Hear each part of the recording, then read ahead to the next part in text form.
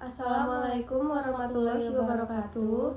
Saya Nesya Tifara Ikromi. Saya Fadia Zulfa. Di sini kami akan memaparkan materi yang berjudul Perkembangan Kejahatan di Tingkat Peradaban Manusia.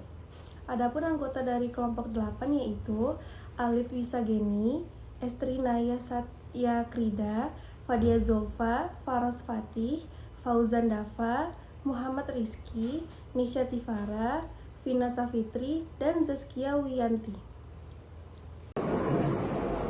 Tindak kejahatan adalah suatu perbuatan melawan hukum yang merugikan seseorang atau masyarakat. Kasus kejahatan yang terjadi pada masyarakat saat ini sangat beraneka ragam jenisnya.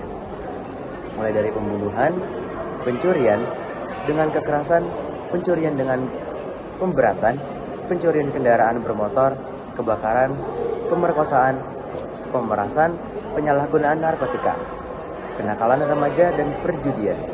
Perbuatan-perbuatan ini sudah meluas di kalangan masyarakat, sehingga penting bagi kita untuk selalu waspada dan berhati-hati. Banyak faktor yang melatar belakangi tindakan kejahatan.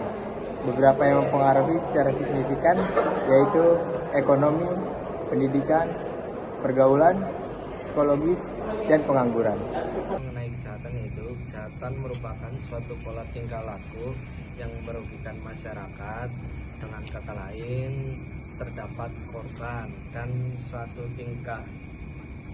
pola tingkah laku yang mendapatkan reaksi negatif dari masyarakat sekitar.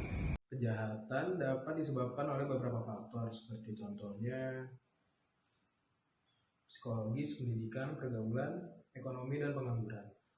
Faktor-faktor tersebut yang terjadi di Indonesia telah menunjukkan efek yang negatif. Banyaknya kalangan masyarakat yang melakukan perbuatan yang salah semata-mata bertujuan ingin memenuhi kebutuhan hidupnya. Pratama 2017. Adapun tujuan dari topik yang kami ambil yaitu yang pertama, menganalisis pengaruh. Kita perlu mengidentifikasi dan menganalisis peubah atau variabel yang dalam mempengaruhi tingkat kejahatan. Peubah-peubah ini bisa berasal dari berbagai aspek kehidupan, seperti ekonomi, lingkungan, sosial, pendidikan, dan demografis.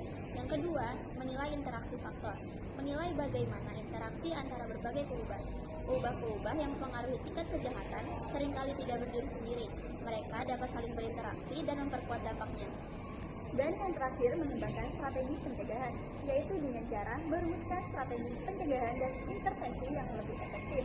Perlu mengembangkan strategi berdasarkan temuan yang ada dari faktor-faktor yang telah diidentifikasi. Untuk peubah, yang pertama ada psikologis. Psikologis, perilaku agresi, dan kekerasan yang dipelajari. Ciri-ciri kepribadian yang melekat, dan hubungan kriminalitas dengan penyakit mental. Yang kedua, pendidikan. Kurangnya akses pendidikan dapat mengakibatkan kurangnya keterampilan dan peluang kerja, sehingga meningkatkan risiko seseorang terlibat dalam kejahatan. Yang ketiga, pergaulan. Lingkungan sosial dan pergaulan juga berperan besar dalam pembentukan perilaku kriminal. Yang keempat, pengangguran. Tingginya tingkat pengangguran dapat menciptakan tekanan sosial dan ekonomi yang memicu individu untuk melakukan kejahatan sebagai alternatif mencari nafkah. Dan yang terakhir ada pendapatan.